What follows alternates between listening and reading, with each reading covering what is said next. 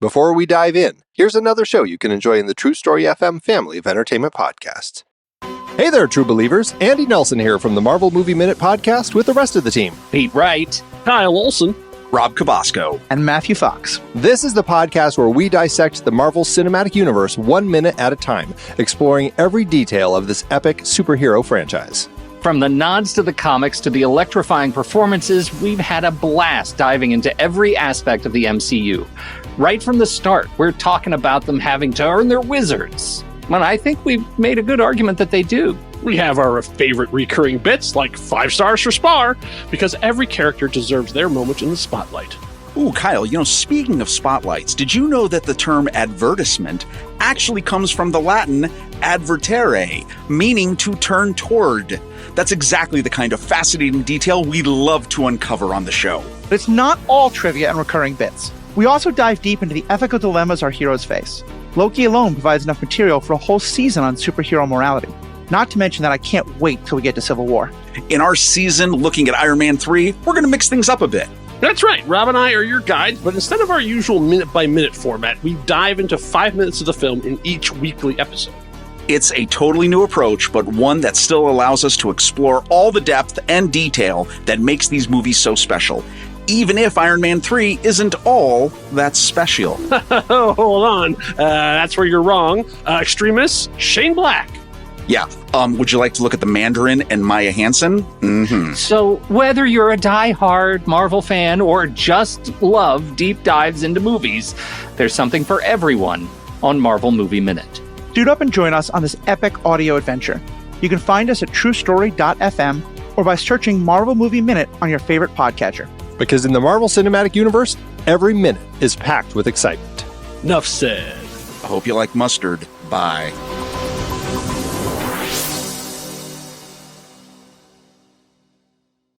Do you ever get to the end of a movie where the hero had to make a difficult choice, and all you want to do is talk to people about whether they made the right one?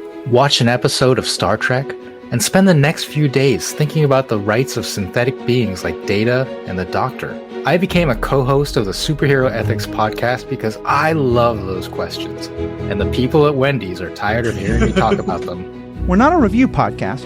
We're more interested in questions the characters face and how different works approach similar questions. Sometimes we'll even go behind the camera, talking about how on-screen media gets made and how that affects what questions get asked, which ones don't, and who gets to ask them. We hit a wide range of media: movies, TV shows, books, and video games. You can find us under Superhero Ethics wherever you listen to podcasts or go to theethicalpanda.com. But you can also do far more. We love listener feedback and will happily talk about your questions or comments on air, and members get special bonus content. Hashtag not sponsored by Wendy's. Coming up, we put fanny packs on a bagel.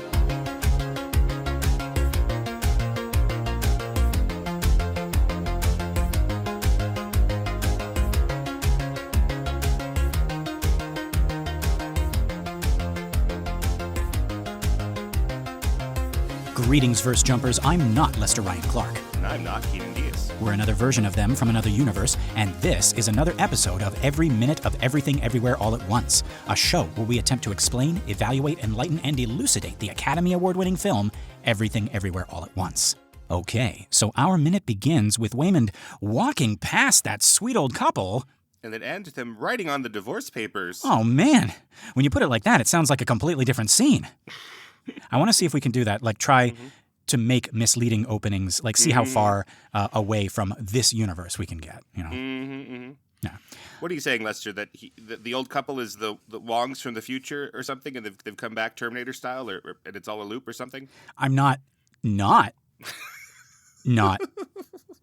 saying that. Oh, great. Yeah.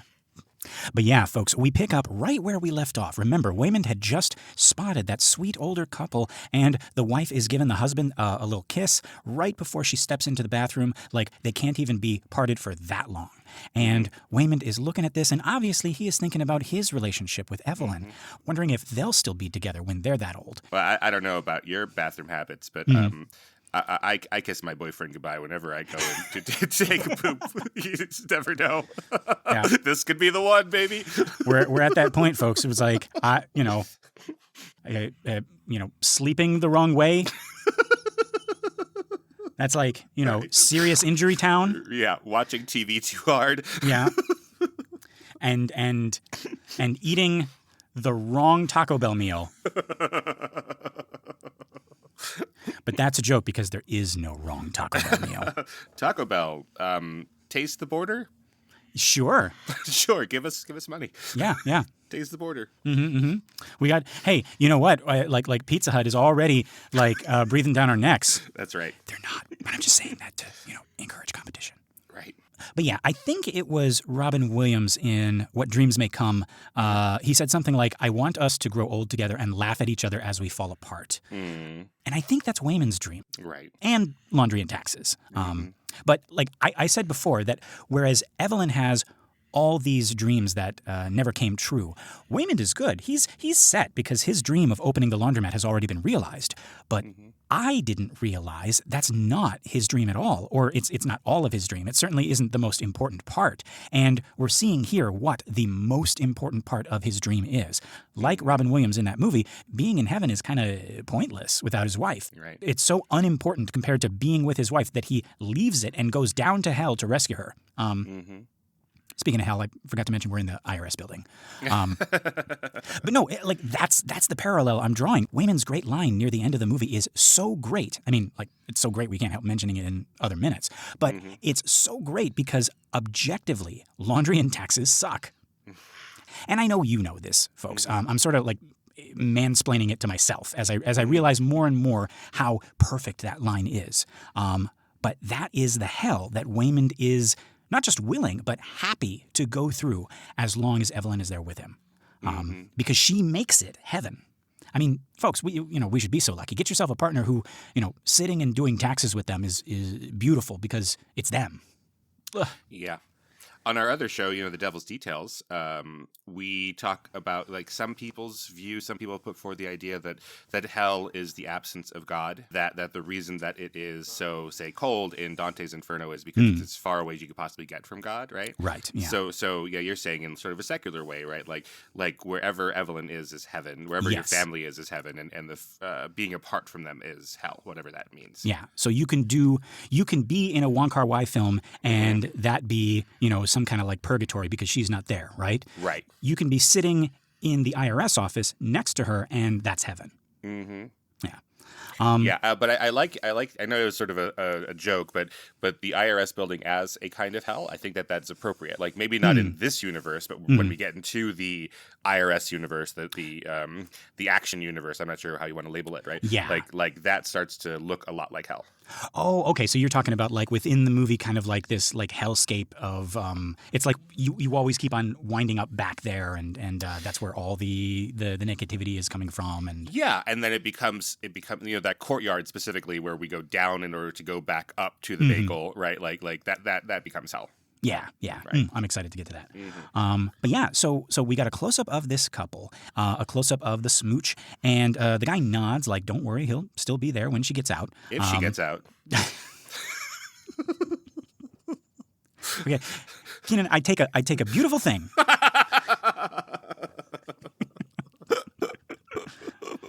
It's beautiful. It's beautiful. Yes. And we cut back to Waymond watching all of this, and it's almost like this universe of a moment is gone in a flash because like he's still moving, he's still pushing Gong Gong in the wheelchair. Like he just turned and happened to see this moment, but it's like fleeting. They're already heading for the elevator. But the movie does us this kindness of slowing the footage down so that we can see how this lands on Waymond. But even then, the real world is so busy. It's so cruel. You got these people walking in front of the camera, obscuring, our view of Waymond, obscuring his view of the people, right? So you just want to be like, can you wait for just a second? Yeah, enjoy a moment, enjoy a beautiful human moment, right? Yeah, stop and smell the roses. Come on. Yeah. But yeah, then we're entering this elevator, and Waymond says, 我在想, I was thinking. And he's thinking maybe after all this is done, they can go on a trip. So, he's trying to rekindle that flame. Like, let's go somewhere. Let's travel, right? He's saying this as he's backing Gong Gong into the elevator. Gong Gong, who is just casually picking his teeth or trimming his nails with his teeth. And Evelyn, unfortunately, is not listening to Waymond. She looks up as she's trying to work the buttons. I think she's pressing the floor number and then also trying to get the doors to close. Oh, right. Mm-hmm. I'm convinced that button is just for show on all elevators because the door takes its sweet time regardless of whether you push it or not, right? But don't press it too fast because they put it right next to the open button. And if you even so much as graze that button, the doors will swing open again. And then you got to wait for the elevator to wait for the imaginary people who are exiting before it starts slowly closing again. Mm-hmm. Yeah, most of those are placebo buttons, as I understand them. Really? Yes. I was joking. Are you? No. I'm yeah, for real.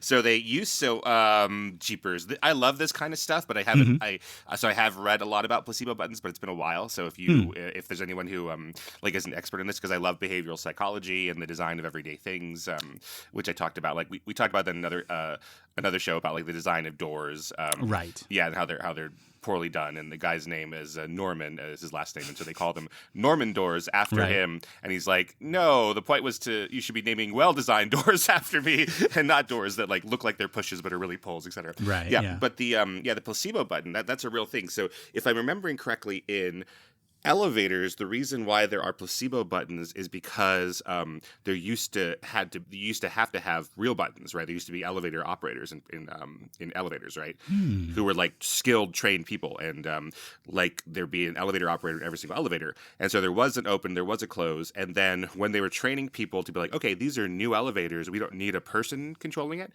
It's like driverless cars, right? Oh, you get in and you're like, what? No one's controlling this thing that's going up 13 floors, right? So it gives you the illusion of control. So it gave people a safety, and then they've just stuck there because that just became what we accept in elevators. Wow. Okay. Well, I learned something new today. I made that whole gag. I was like, it's just me being impatient. But okay. Then those buttons don't actually work. No, wow. I don't think there are very many left that actually do anything, right? Dang. Wow. Mm-hmm. There's no elevator operator. What if we get lost and we end up in a 7-Eleven?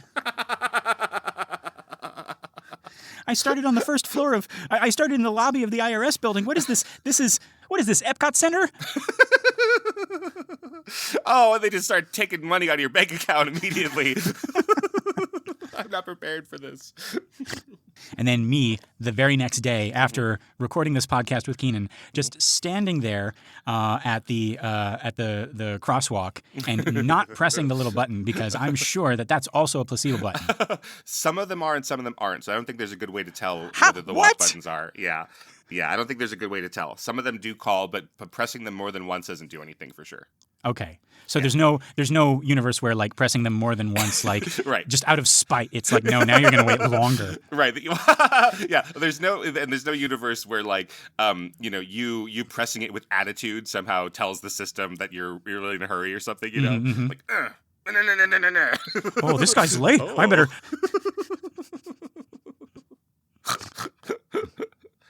We're back, we grew up in a time where you would play video games with these little controllers that had no motion sensors and had nothing to do with the little man on the screen. But when Mario wasn't making a jump, you sure as shit would be like, yeah, and you would move your controller as if that would do anything. Right, you jump your controller in the air, right? Mm-hmm. And now, that does work. So, yeah. But we're too old to do that. We tear our shoulders. Yes. We move our remote controls. I just got back from the bathroom, okay? I've had enough excitement. Yeah. But yeah, she answers Waymond. She says, if I have to think of one more thing today, my head will explode. Mm-hmm. Oof. Right? This is after Waymond suggested this. He's probably been thinking about that. For a while. Oh yeah, I'm gonna wait for the perfect time to suggest a trip. Right. Mm-hmm. Yeah. Well, okay. So yeah, and he looks so crestfallen right here. Yeah, and weirdly, as the doors close, Evelyn puts a hand up to her temple, like her head actually does hurt. And Gong Gong's still picking his teeth. Yeah, he has a toothpick, and in another shot, that's what. Okay.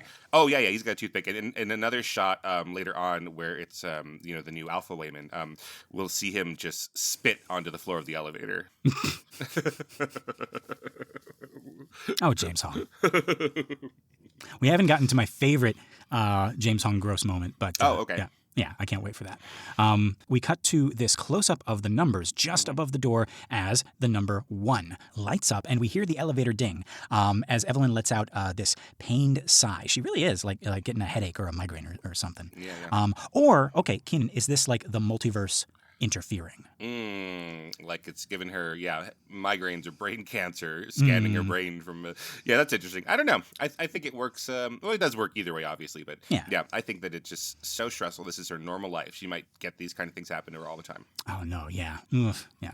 But yeah, so we cut back and she's rubbing her temple, and Waymond is looking sad until suddenly he isn't. His head dips down like we saw Evelyn's do back in the beginning of the movie, and like we saw Waymond do on the security monitor.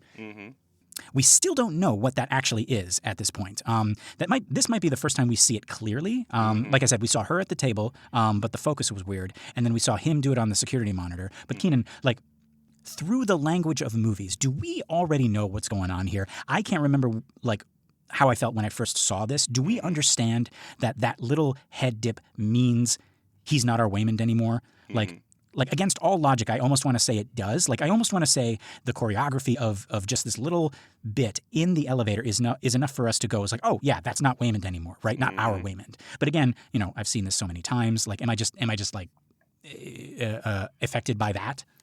No, I think because we have seen him on the security camera, it is weird, right? That we see a little glitchy thing on the security cam footage where it seems to take over the entire feed, and then he's acting weird within it, right? I think it's interesting that we kind of forget that or put that in our back pocket. Like we're not like filled with like suspense as they're going through here of like, oh, he can turn into that other guy anytime, right? Like, right. Yeah, because Kei Kwan is so like convincing as like our normal Waymond, right? But yeah, so I think a lot of it's his performance, right? Like he's able to convince us, oh, this is some other person now. Yeah. But then in the next shot, after he dips his head and it really, I don't know if dips is the right word that we've been saying, but like it's like he loses control of his head, right? And like, yeah, it's like he falls asleep quickly and violently, and then wakes up again, and then wakes up violently. So there's that. But so in the next shot with when he turns to look at Evelyn, and now he is Alpha Waymond. All right. Our camera starts to move in a way that it hasn't really moved before. It's a zoom out as opposed to like really like moving. Like there's a little bit of a difference there. So it's doing both. It's moving. It's physically moving out and also zooming out, I believe. If you see any evidence otherwise, then let us know. But I think that it's doing something very different than it had before. And then it'll get to shots like these shots from below him that just don't really match anything else we've seen in the movie so far. Right. Yeah. Yeah. So it's like, okay, this is different, everybody. Like, so it's his performance, and then the sound work, and then what's going on in the camera. Like, this is new. This is different. I like that. I like that I think you said this in our Exorcist show as well, like how the camera can also tell us like how the character is feeling or just based on like what angle we shoot them at. Like, so we're shooting like we're below Waymond and we're looking up, almost like he's taller than us. Like this is a more confident, more powerful version of him. Yeah, we've just never seen the movie do that before. Like, I know it's early on in the film. We're in our 14th minute, right? But like, if the movie starts and we have a lot of those shots, then every time we do that shot, it doesn't have the same kind of like, we wouldn't be like, oh, this is different, right? Right. So like the movies kind of teach you how to read them, and then they break those rules usually, so that you go, okay, now this is a change, this is new, as it's guiding you through the emotional journey, right? It's like, this is different, this is new, this is different, this is new, and then it's setting up patterns and breaking patterns. I like that. I like and doing it all without our knowledge. Like, we feel something, we don't even know why, but it's not just it's not just our intuition. The movie is guiding us. Like we in the audience in the front of our minds, all we really have is dialogue and performance. Like that's all that we really are paying attention to. I think even like sophisticated cineasts who think that they understand film language, like really in a conventional like narrative, like non-experimental film, like that's what we're guided by. And this other stuff is happening to us like against our will. It's incepting us with ideas, and it is telling us things pre-verbally before we even understand what they're saying. Interesting. Yeah, it takes longer for us to describe what's happening in the shot than for it to actually affect us. Right. I obviously look at the length of this episode, folks. I mean, this episode. Yeah. Did you say cineaste? Oh yeah, it's like a like someone who likes cinema as opposed to Okay. movies, like film nerds, but like Right. it has sort of an intellectual sort of connotation to it. Yeah. Okay, so now I'm interested. What's the difference between that and a cinephile? Oh, Is a I think cinephile a like you get arrested because because that movie's less than 18 years old. Cineaste only like old school films, only mature Right. films. this is a movie I'd like to feature. Yeah, but so Waymond kind of wakes back up, and his expression has completely changed. He really does look like he's, like seeing the elevator for the first time. We cut, and we're sort of next to Evelyn. She's in profile and out of focus, and we see Waymond look up. He spots something. He reaches up and quickly takes his glasses off, as if he suddenly doesn't need them anymore. He puts them quickly in his pocket, and then looks down as we cut to a close-up of his fanny pack. Sorry, I know we have British listeners, and that's an offensive term. I mean his vagina pack. I almost considered saying the other one, but no. No, American listeners, that's what Fanny means over there. It doesn't mean butt, and it's not cute. It's, if I'm understanding correctly, and British listeners, please, write in, let us know. It's like the C word for over there. Which we know from Burke Dennings is more like the F word over here, meaning it gets used a lot, like as a noun and a verb and an adjective. One of my favorite comedians, Dara O'Brien, he has this bit where he's trying to spell out something over the phone, and he's like, and we all know A for Alpha, B for Bravo, C for Charlie, and then we kind of improvise the rest as the situation demands, like P for pneumonia or pterodactyl. And he's reading off this like ticket number, and the next letter is a V, and he's like, "Don't say vagina, don't say vagina." But suddenly he can't think of a single other word that begins with V, and the receptionist on the other end is like, "Is it B for Bravo?" And he's like, "I feckin' wish it were. Like, just give me their tickets. I'll go wherever they're going. Just get out of this conversation." But she keeps pressing him like, "V for what?" And in the end, he panics. He's like, "Fanny." But yeah, I was looking up fanny packs a little bit, and like, so they're fanny packs in America because they were, I guess, you wear them backwards from what we wear them today, which doesn't make a lot of sense, but that's why they rest on your fanny. And so it's like a belt backpack. Yeah, but it seems butt very pack. vulnerable. Oh, a fanny a pack. butt Okay. pack. Yeah. And then in Britain, there's some, I don't know, I've never heard this before, but I read that there's something called bum bags. Okay. Yeah, but that seems like the worst place to put your fanny pack. It seems inaccessible and then also vulnerable for pickpocketing. And you carry a fanny pack so that you can keep all your important stuff, your keys, your wallet, your credit cards, all in one place. So yeah, and you're not going to be able to sit in a chair, right? Because your back is going to be it's going to be digging into your lumbar or whatever that is. Yeah, that seems all wrong. But I guess they've been around for a while, and there's like all sorts of different cultures that have had fanny packs, like thousands of years ago. Like they've all come to the same conclusion that having something right there at your like holster, your gun holster height, like that's a really valuable thing to have. So interesting. Otzi the Iceman. Otzi the Iceman. No. Yeah, he's like this really well preserved mummy who like fell on the ice in the Alps, I believe. It's a very good thing that I told the truth. I was about to lie and say, "Oh yeah, I've seen him walking around." And... it's a great show, great performer. Yeah. Really funny guy. Listeners, if this is your first time, I sometimes lie and try to get away with it when Keenan asks me if I've heard or seen something. Yeah. You see everything everywhere all at once? Yeah, sure. Dozens of times. No, but Otzi the Iceman, he's like this really well-preserved person who fell in the ice and got mummified. And then skiers or something, or hikers found him. And so like he's really well-preserved, and he had all this stuff on him because usually like, when you see mummies, they're like, okay, this is what they were like when they were dead, and like people have done this specifically to like put him into the afterlife or what have you, right? But this is like him walking around in his real life, right? So you're talking like Egyptian mummies, like when we dig them up, it's like they've been dressed for the grave, but this guy was not expecting this to be his his pharaoh suit, his last poop in the woods, right. Yeah, but anyways, he had, they look at all the stuff he had on him as he presumably was doing his chores for that day, like digging and foraging and hunting and gathering, whatever. Now, wait a minute. Did you say, like what time period this guy comes from? Like, are we talking ancient? Are we talking, like, recent? Let me see here. Because if you're about to tell me he has a fanny pack. 3275 BC. Oh, geez. Wow. Yeah. And he has a fanny pack. And what? Wow. so yeah, that's the whole reason we're talking about this. Sorry, I wasn't trying to hijack the show. Okay. And No. You know what's more interesting than our show? No, but he had his clothes on, and he had like a fur hat and a fanny pack. Huh.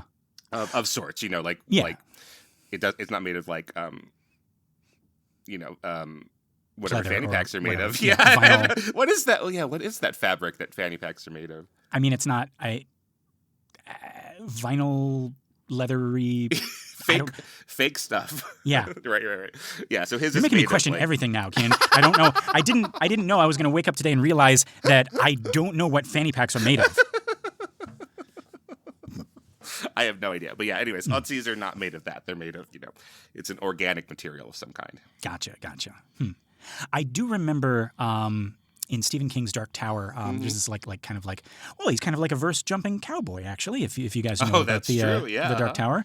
And there's this moment where he kind of comes into our world and he sees people like holding their wallets, and he's like, those are so small. They're not, they wouldn't carry they wouldn't carry an extra lunch. They wouldn't carry what kind of wallets are these? And then he has later on he meets a guy from our world and he has his own and he's like, here, hold my wallet, and it's like the guy from our world is like, this is more like a purse, and he's like, what are you talking about? No, this is a wallet. This is a man's wallet.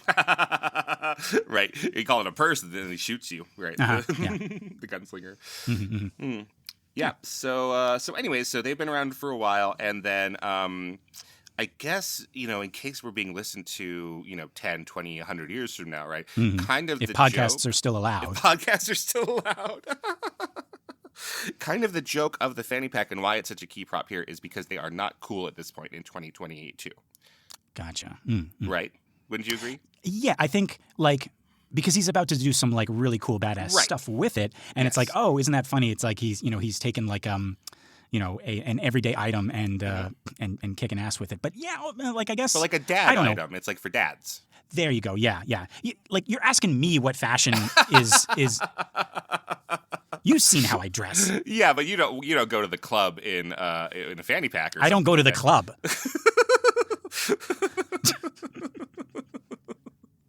You know what I mean? Like you wouldn't wear one on a date, like a first date. I guess or not. Something. Yeah, right. Yeah, they're kind of retro. They're kind of 80s and old, and they're totally function over fashion, right? Yeah. Like cargo pants or something, right? Which we are slowly edging towards. I'm just like, this has more pockets than I need, and that's great. Right. That's great. You never know when you need another pocket. Yeah. Oh, I'm going to save that Christmas wrapping paper. It goes in the back, in the lower left back. With a little. Oh, and I got this label maker for Christmas. I'm just gonna. I got this label maker for Christmas because I gave it to myself for Christmas and wrapped it and put it under there with that extra wrapping paper. See, I knew all this stuff would come in handy. But yeah. Okay, yeah, so he reaches into his fanny pack. He pulls out this collapsible umbrella. Okay, Keenan, question. Did Alpha Waymond pack that knowing he would need it? Or does our Waymond just have an umbrella in his fanny pack? Oh, that's interesting, right? Because Alpha Waymond did have control of regular Waymond back at the laundromat, and then gets out of him right after he's dancing with Rick with Biff Whiff, right? Right, and it could have been like other times too that he jumped in. Yeah, there's no reason to think that he hasn't been doing that, right? That's interesting. But I think that our Waymond has all this kind of stuff, like he's be prepared kind of Waymond, right? It's the Boy Scout kind of every situation, every situation we could think of, yeah. I think I'm going to go with that as well. But yeah, so he unfurls this umbrella. It kind of explodes. It takes up the whole screen. It's like, right?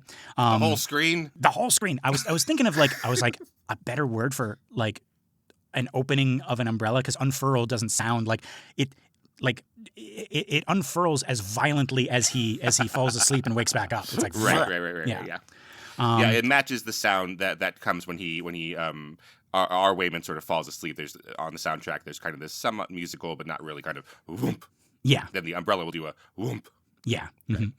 So it whoops open. And we see that it also just happens to be covered with, specifically, we're going to see in a second, those are actually donuts. I think I heard this was not made for the movie. It was found, but really a cartoon bagel and a cartoon donut. Like, how are you going to be able to tell? Right. Well, in their first viewing, we don't really know that's significant, right? But... Right, yeah, we don't even, I mean, don't know that what's significant. I don't know. Can't help myself. But they're like Simpson-style donuts, right? Yes, with like the little sprinkles and everything. Exactly when you picture a sprinkled frosted donut, Yeah. And it's blue and pink, right? Blue and pink. Yeah, we got blue ones and pink ones, and we got chocolate ones, but those look a little darker, a little bit more ominous to me. Because I can't see the sprinkles yet. I don't know. Like we cut again as he whips the unfurled umbrella up with this like twirl, and yes, now we see as it stops spinning. These are clearly donuts with sprinkles, no less. But it's such a cool shot. Like I almost want to call it an over the shoulder of the security camera. But it's like an under the shoulder because like we're just under the like this imposing security camera, which also has this little like minimalist image of the justice scales on it. Do you see that? Yeah, it's actually the IRS logo, which is super funny. Like that's a terrible logo. I can't tell what it actually is. I see like the little, Caesar wreath thing, and I see the justice scales, and then there's something else at the, on the other side of it. It's almost like a I don't know what it is, actually. Well, so it is, it's like a little wreath, and then it's the justice scales, and the scales are being held up by an eagle. That's an eagle? Yeah, so it's an eagle. Here, I'll put that in the chat so you can. Oh, now I see it. Okay. Yeah. So that's the head. Okay. Yeah, it's a crazy logo, and I think it's just like you just never question these things when you see them all the time, but then when you see them in the context of this movie and what they've done, because a real security camera at the IRS. At the IRS building isn't going to have a logo of the IRS on it. But they're not the Galactic Empire, right? But it makes it feel like that, right? Like we're watching you, right? Yeah. So it's just really weird and silly, right? Like it's the eagle, like the American eagle, and it's like bigger and strong, and it's like noble or whatever. Right. And it's holding up the scales of justice, but really they must be like the scales of give me your money, like put your shekels what does this in have here, to do right? with like? If this were the police department, maybe, but... Right. No, it's put your money here. And we'll see, like, we're figuring how much you owe. Like, you need to put as much weight on this side as we say. Yeah. Okay, like, I'm looking at it now, and I see the eagle.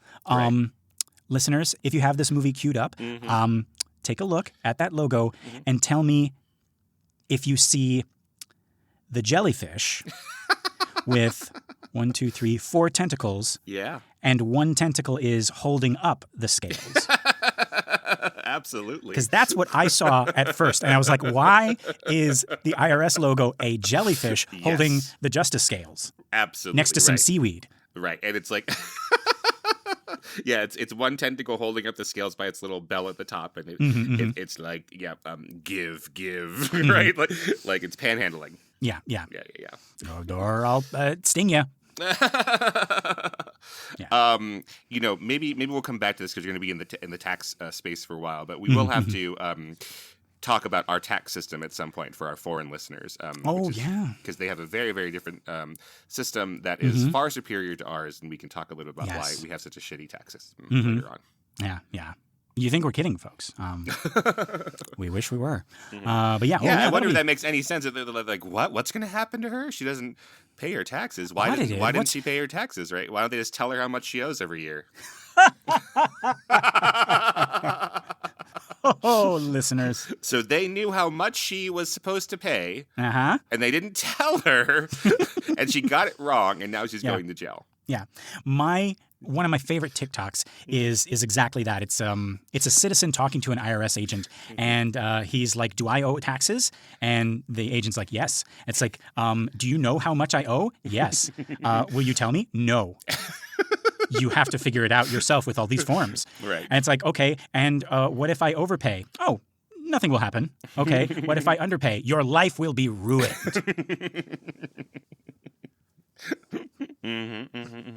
Yeah. So yeah, Right. no, So, that'll be great. We'll spend a little bit of time with Deetra, and we'll go over that. Mm-hmm. Yeah, I wish there was some kind of like reference to insurance in this movie, because we could tell you how fucked that is. But no, anyway, I don't know if I'm going to keep that in. Scales. Okay, yeah, talking about the camera. Okay. Right. Mm-hmm. So obviously Waymond is holding up the umbrella to block out the camera. Right. And then we cut and we see it also happens to be over Evelyn's head. Mm-hmm. She's like, "What are you doing?" And he does this little sidestep closer to her, and just this image out of context is kind of like sweet and romantic and silly, like they're in a Singing in the Rain like parody or something, right? And he's about to like start singing a song here in the elevator, right? Right. Mm-hmm. Like this is the cover of, some like romantic comedy. It's like, you opened an umbrella in the elevator? How wacky and whimsical. And it started with like, Evelyn is breaking up with Waymond. It's like, you're just no fun anymore. You're just too serious, right? And this is the musical montage right before we, see the title in the trailer. It's like, right. Ba, ba, ba, da, ba, ba, ba, right? And then, the thing unfurls. It's like, what are you doing?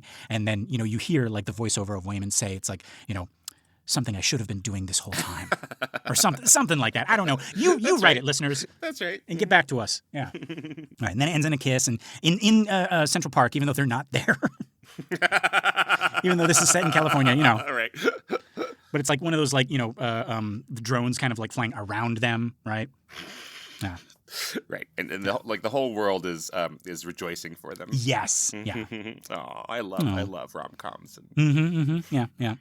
We got to get it. We got to start like writing these alternate universes. Right. Yeah. That's one, right?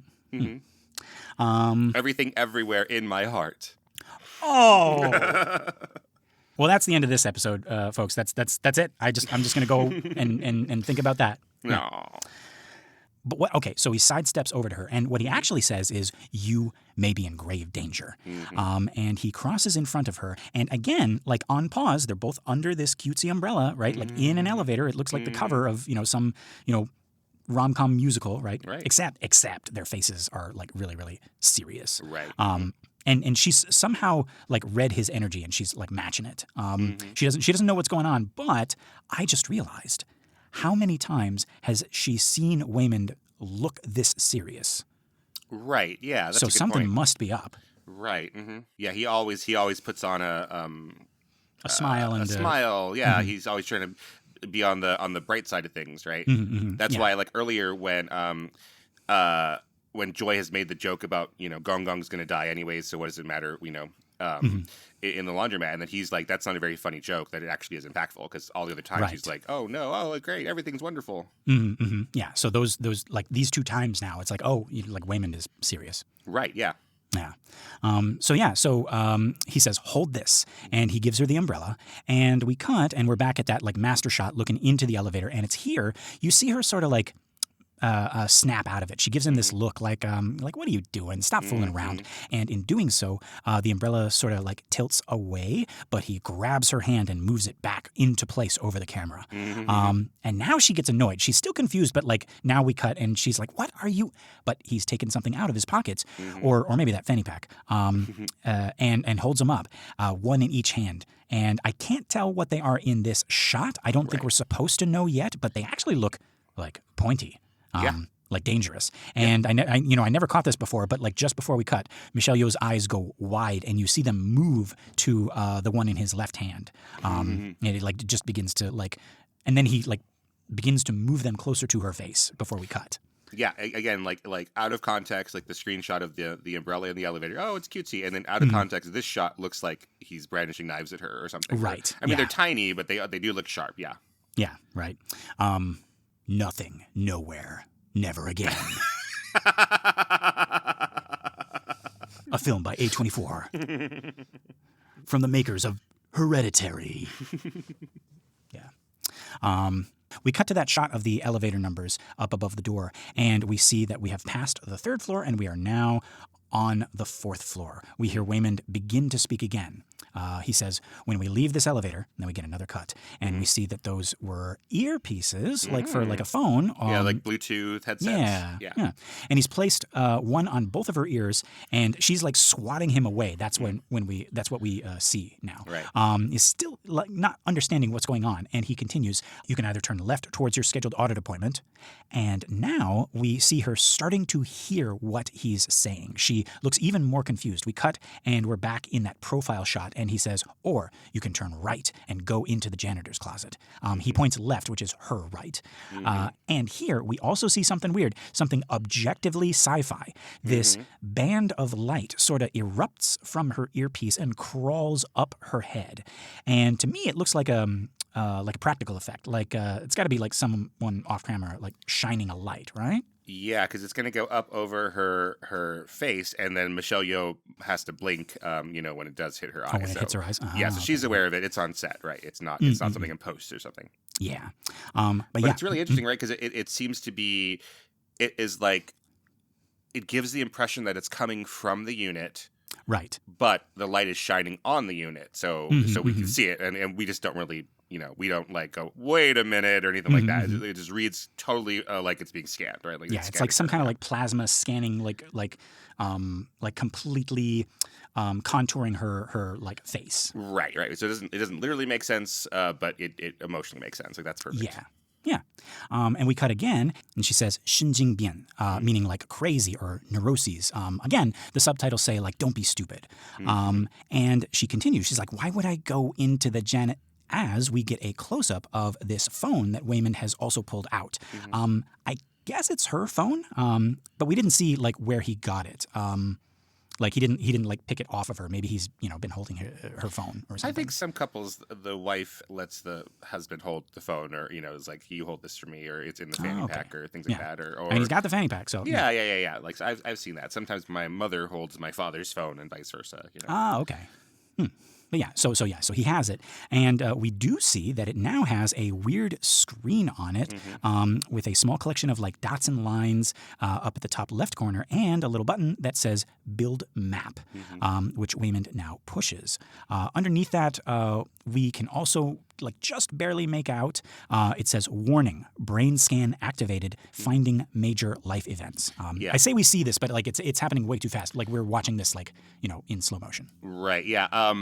I like that this app looks like it looks like a phone, which is great, but the app is designed so we know, like, okay, this is from the other world or whatever is going on. Like this isn't normal. This isn't natural. Yeah, it looks old, and it's that old kind of sci-fi with the green kind of like grid work and everything like that. Right. Yeah. It's like my favorite kind of like 80s kind of like post-apocalyptic or like Matrix-y robot-y stuff, Right. Like, the Star Wars movies do that a little bit, right? So the new Star Wars movies, they're like, okay, to be consistent, we have to make it look like the kind of retro ideas of futurism from the 70s, right? Right. Yeah. Or Blade Runner, which is made in 1982, and then Blade Runner 2049, which is made in, I think, 2019, right? Like those are, so in the 2019 sequel, they're like, it's still not that far off from that technology. Like they didn't just all of a sudden go, okay, the graphics of like computers are going to be so radically different or whatever, right? Right. And they're retaining that retro feel.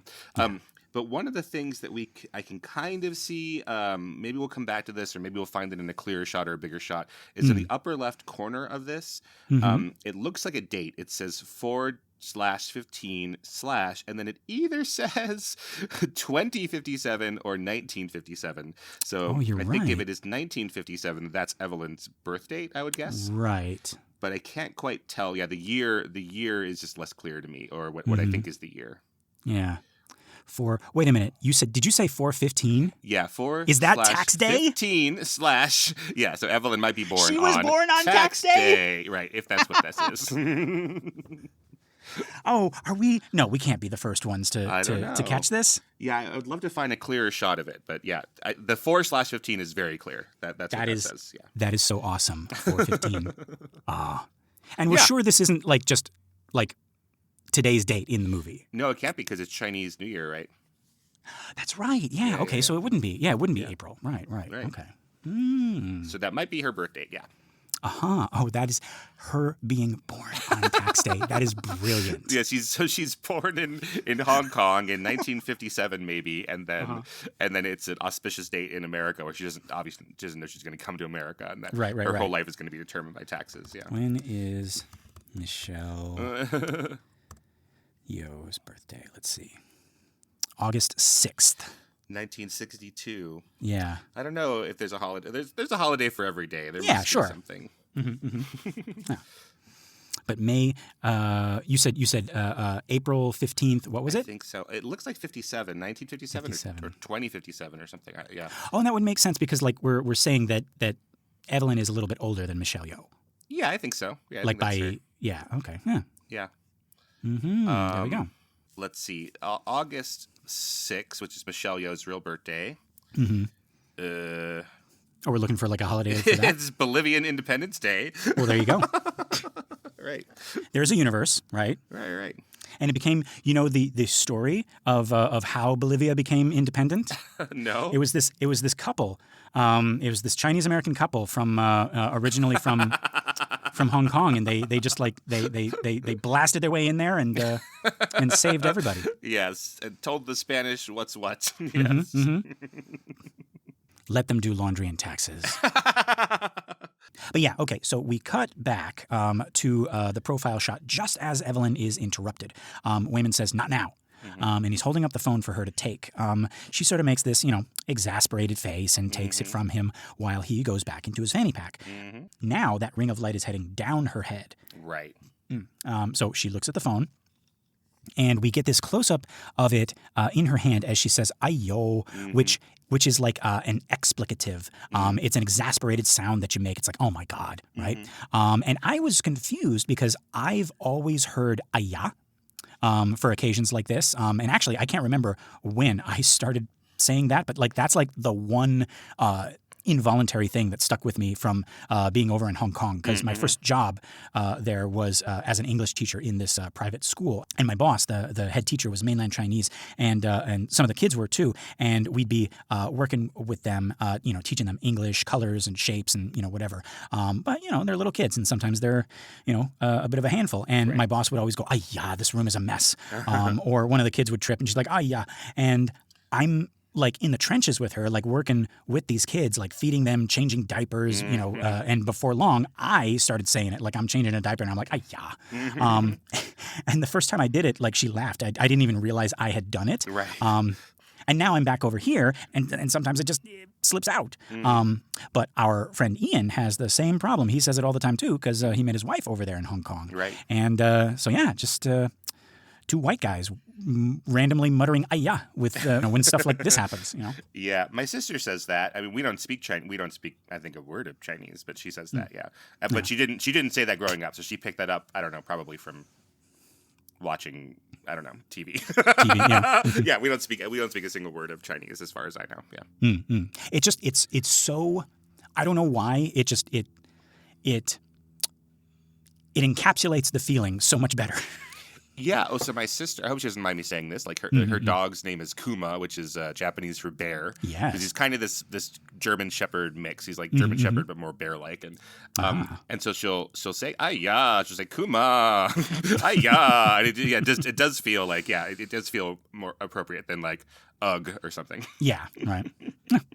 But yeah, speaking of which, folks, I went down a rabbit hole about the difference between "ayah" and "ayo." And once again, if I'm right, I think this could be worth it.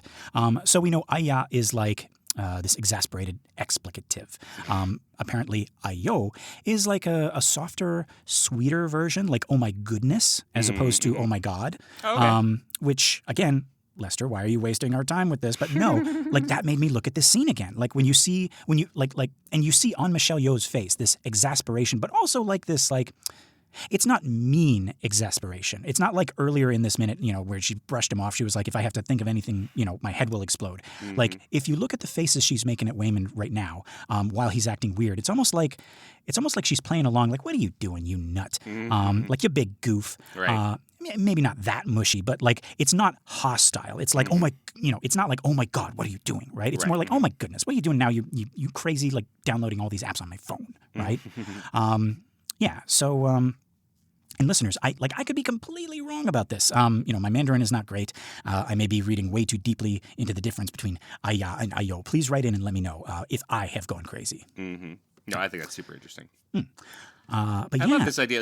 That she's like, yeah, why did you download all these apps on my phone, right? Like she's gonna do a couple things like that. Like the Rakakuni conversation later on, or she's already mispronounced googly eyes as Google eyes. That right.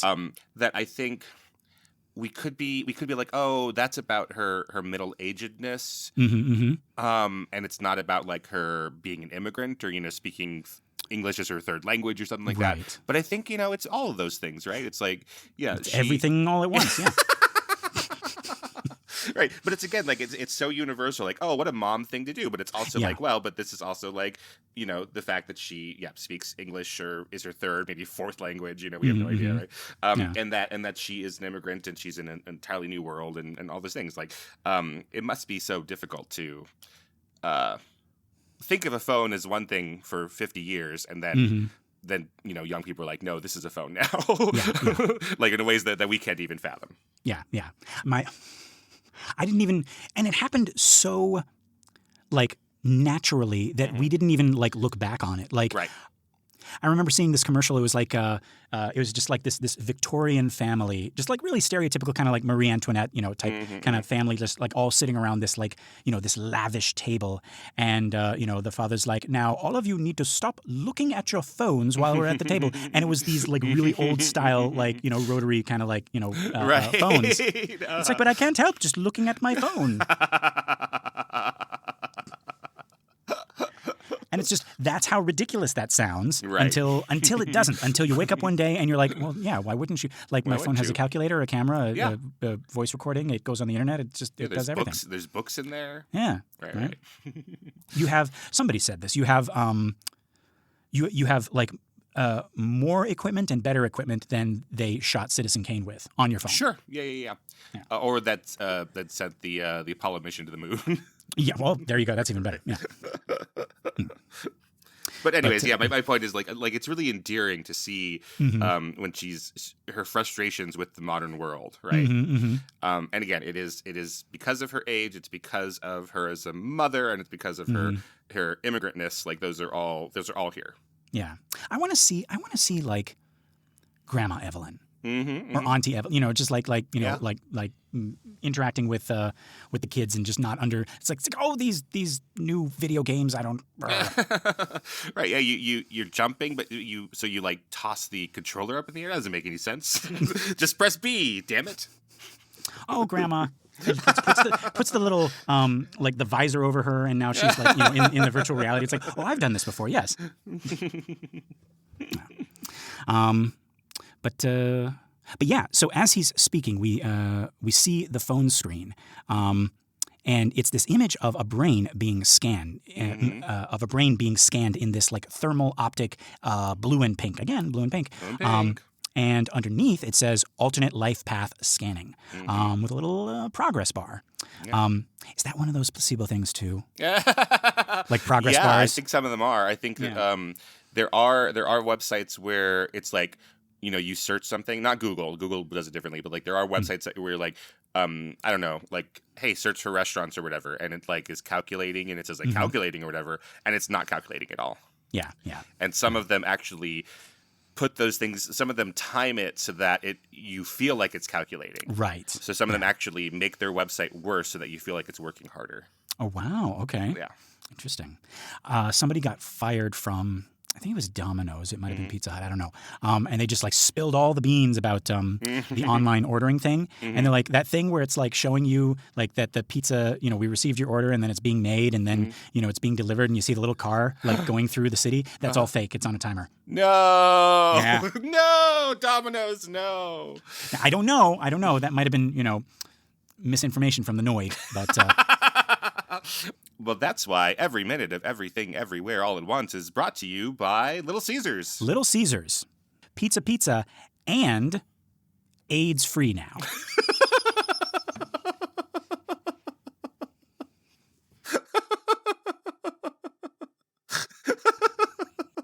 And okay, yeah, so we got that little progress bar. And then we cut to her face as she finishes. She's like, why you download all these apps on my phone. And then we get another cut, and Waymond has taken out that divorce document, which we may not remember that's what it is. It is folded up, so we don't actually see any of the type on it. Right. But we see those little colored tabs, those pink, blue, and yellow tabs, as he slams it against the elevator wall and begins to write something on it. Yeah, and that is another question. Like you brought up, like, oh, is the umbrella Alpha Waymond's plan? Like, that's really interesting.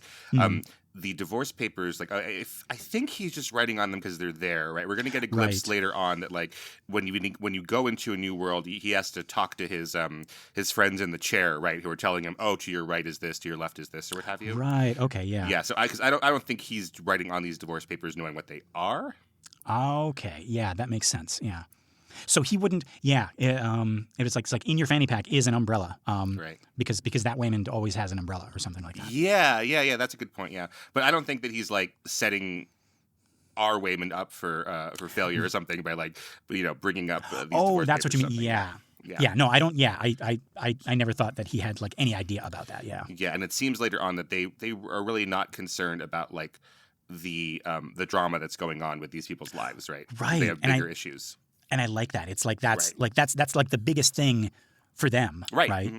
And it might be like that's a weird thing too. It's like because that's the biggest thing for like maybe a couple of moviegoers who come into this movie and they're watching and they're like going through some relationship things and a relationship thing is in the middle of this like cosmic existential like story. And I almost wonder if that's like, I mean, we're going to get to it once we get into like when Evelyn, finally crosses the threshold, but like that's got to be like some kind of like common fantasy where it's like you can escape from like from this world, which is, objectively, sad or, you're hurting in this moment or something like that. And it's like, just imagine that, like being audited or, being in the middle of a divorce is like the least important thing because you're fighting monsters or you're traveling through space or something like that.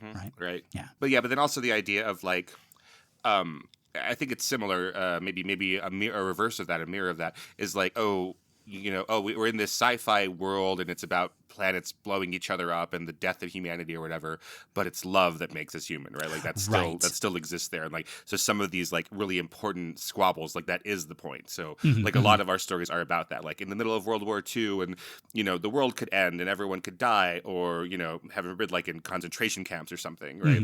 Like what's the point of human kindnesses? And then our stories tell us like, no, that is the point of that, right? Yeah. No, you're absolutely right. That is, yes, that's the second half of that equation, right? Because it's like the fantasy part kind of like gets you out of it. It's like, oh, I can be free of this trouble that I'm having right now. Right. Then you go to, Oz or wherever, and you have like your happy fun times, and then you realize like, oh, this isn't like home. Something is missing, and the thing that's missing is doing laundry and taxes with that person. Right. Yeah. But yeah, so yeah, folks, what is Waymond writing? We'll just have to wait and see because that is unfortunately the end of our minute. Keenan, what did we think of this minute, the 14th minute? Yeah, it's going to start really ramping up. I think this is where we start to feel it. Like this is going to make our job maybe a little bit difficult as the podcast host of this, but part of the reason why you were excited about doing this anyways, right? Like there's so much going on, and we're going to get some rapid fire stuff. The next minute is crazy, for instance. It's just shot, and like so well thought out and so well designed, and there's all this stuff there. So yeah, this is the beginning of it, I think. Yeah, I said it before. I'll say it again. This movie, it's like Movies by Minutes was made for this movie. And next episode is going to be a perfect example of that. Like we're going to be just going through that whole Gozi Agbo-esque thing, right? Although this time we're actually going to pay attention to it because it's not a bunch of Gozi Agbos, right? Yeah. But yeah, I'm excited for that. And I mean, we've already caught stuff like in the normal world that that I don't think other people have caught, but yeah, so I'm excited to kind of like see all those tiny little like millisecond shots. Yeah. And luckily now, like I've actually purchased a copy of the movie and a screen so that I can do that now instead of just doing Amazon because like every time you pause Amazon, it goes black. That's true. Yeah. And you can't do like slow-mo and stuff. Yeah. Right. Yeah. So I do it for you, listeners. And all I ask is a 5-star review. But yeah, folks, this has been the 14th minute of everything everywhere all at once. I've been Lester Ryan Clark. You can reach me on all the socials as Lester Ryan Clark. And I've been Keenan Diaz. In your universe, I'm on Instagram and Letterboxd as Howdy Keenan. Yeah, we got our Facebook listener group, Banana for Scale. That's a community for all of our shows, including this one. It's a private group, but just request to join, and you'll be sucked into the banana. If you want more, consider joining us at truestory.fm/join and look for Banana for Scale. That's us. You get bonus episodes of all our shows, access to our Discord, and you get your episodes a week early. Pretty cool. Just $5. That's the price of parking at the IRS for 15 minutes. But if you're not sure about that yet, one thing you can do that is absolutely free and it would mean the world to us would be to give us a 5-star rating on iTunes or Spotify or wherever you listen to your podcasts. That and sharing the show by word of mouth or on social media is going to help our little podcast grow and find more cool people like you. So yeah, and folks, like I know I say this, the same thing every week, but that really does, word of mouth really does help us out because we're not like, paying to advertise this anywhere else or anything like that. So share us with your friends. If you don't like us, share us with the people that you hate, and let them sit and have us talk about Mrs. Doubtfire when we really should be talking about the other movie, Whatever that is. Yeah, whatever that is. But I'm confident that instead of whatever it is, we're talking about Mrs. Doubtfire. Yeah. All right, I think it's time to jump. Dang, you know what? You know what I'm going to do? I'm gonna take this placebo button right here. And since it doesn't work, I'm going to prise both of them out of their little, sockets, right? And I'm going to put them on either side of. I'm going to put them on each cheek, right? So I got the googly eye on my forehead, and I got the open and close on each cheek. And so now, whenever I eat, I just click it, and my mouth opens. And then I insert the pizza, and then I click the other one, and it closes, right? Yeah. But it's not closing quick enough, so it's like click, click, click, click, click, click, click. And then when I chew, it's just I gotta get really dexterous with that. Right. The open one works, the closed one does nothing. Nope. Yeah. But yeah. Right. So how about you? I'm going to take Waymond's fanny pack, and I'm going to twist it around so it rests on his bum like it's supposed to, and snicker at him from down the hall as I see how silly he looks. Even though you're the one who moved it around. Yeah. Be careful because this is Alpha Waymond now. And that's true. He's gonna kick my ass. You snicker at him, and then like we watch him. You snicker at him, or no, like we watch him walking down the hall, and you hear off camera you're snickering, and then when we cut to you, and he's behind you. He's behind me, isn't he? Yeah. But yeah, okay. So let's get out of here before anybody notices. All right, Keenan, are you thinking what I'm thinking? That Taxi the Pterodactyl and this IRS jellyfish must be like work friends, but are they like friends? I think they're good friends. I think they're really good friends. I think Taxi's into some tentacle stuff, I think. Oh, but I know we're at the end of the episode. We're supposed to make this quick. But yeah, like Taxi does seem like Waymond. He's like, taxes are fun. And the IRS jellyfish is like, this is serious stuff. We have to really deal with these. He's like, Evelyn. Right. Security camera and the justice scales. And you know what? Yeah. So they're gonna heal each other, I think. That's right. Right? And one of them is air, one of them is water. It's perfect. Taxi the pterodactyl and Gina the jellyfish. A tale as old as Patime. No, we're supposed to be out of this. We gotta go. Yes, okay, yeah, before... Yeah. All right, 1, 2, 3.